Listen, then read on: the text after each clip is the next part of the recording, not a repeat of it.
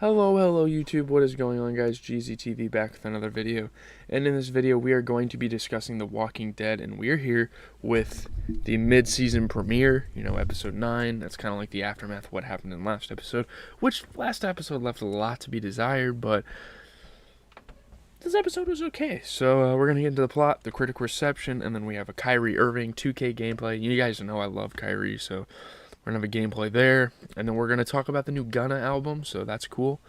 So Daryl, Carol, Aaron, Jerry, Connie, Kelly, and Magna are in the cave surrounded by a gargantuan horde of walkers, which is obviously, again, where they were left off.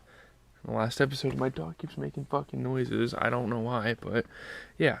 Alpha watches from above. Carol screams in anger at him, or at her. Obviously, she has a lot of resentment towards Alpha having killed Henry. That's the whole reason, right?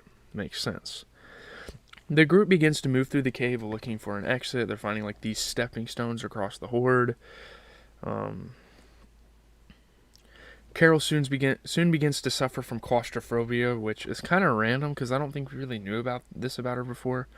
But during a rest break, Daryl chastised Carol for placing the entire group in danger. Like, Carol's been going off the deep end, and it's honestly been annoying me as a fan of this show. But it is what it is. I mean, all these characters are going to have a breaking point at some point. The group is soon attacked by a group of whisperers, most of whom they kill except for a few who just manage to escape and get back to Alpha pretty much.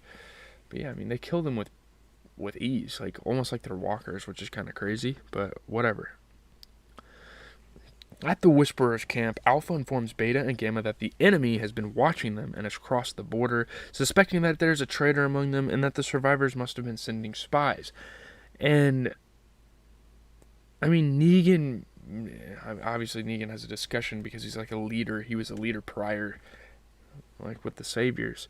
But yeah, there's someone in their group that's like directing them straight there, because why would they just be able to get to this place so easily? How did they find Alpha, She was kind of in shock when she first saw them. Alpha then assigns more guards at the border and instructs Gamma to carry a message to the survivors at the border about the situation. The guys that escaped. The next morning, Negan suggests to Alpha that Gamma may be the traitor, but she threatens him and tells him to not spread paranoia among the camp. Don't tell people about this, because Gamma is someone that these people are looking at as like a hero to them, pretty much. So she doesn't want that message going around. But he might be right. Obviously, he knows what the hell he's talking about. He's led a group. He sees signs of betrayal all the time in people. After learning that Gamma never reached her destination, Alpha begins to suspect that Negan may be correct, and he knows what he's talking about. I don't think she knew. Did she know about the Saviors? I'm kind of confused where the Whisperers fall into that storyline. She then orders Beta to track Gamma down and bring her back to camp, kind of confront her about things. Beta vows to murder her for what she has done, and Beta kind of knows too, she's fucking betrayed us. But Alpha quickly assures that she will personally punish her in front of the Whisperers. Beta doesn't have to do this. He obviously wants to, because he really doesn't give a fuck about anyone but Alpha, but yeah. Alpha later takes Negan, who believes she is going to kill him, deep into the forest, and this is kind of like a confusing situation, and it's fucking weird. This show does some weird shit, man. Ugh. She then orders him to undress while she does as well, telling him that he is a crass man and reckons that he might appreciate a crass reward. The two proceed to kiss. Is hooking up with Alpha really a fucking reward? I don't know, man. You tell me. I'm not going to be judgmental or anything, but that whole scene, that whole thing, why didn't Negan accept that? I don't know. It was kind of fucking weird. I'm going to be honest. Daryl's group enters an old mine station where they find a possible exit and a box of dynamite. So yeah, they're planning on blowing this cave up. Someone is. I don't know who.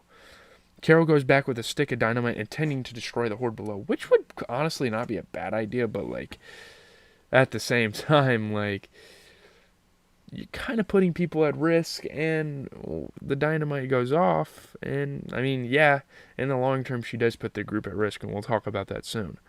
She nearly falls into the hole, but is saved by Daryl. However, she drops the dynamite and it explodes below. So she carries out her plan, and the cave just fucking explodes, and things are starting to fall apart. Literally. The cave begins to collapse as the group starts to exit through the mine station above, with Jerry supporting a beam to aid their escape. Being strong as fuck and all. And we didn't talk about how he got stuck and almost died.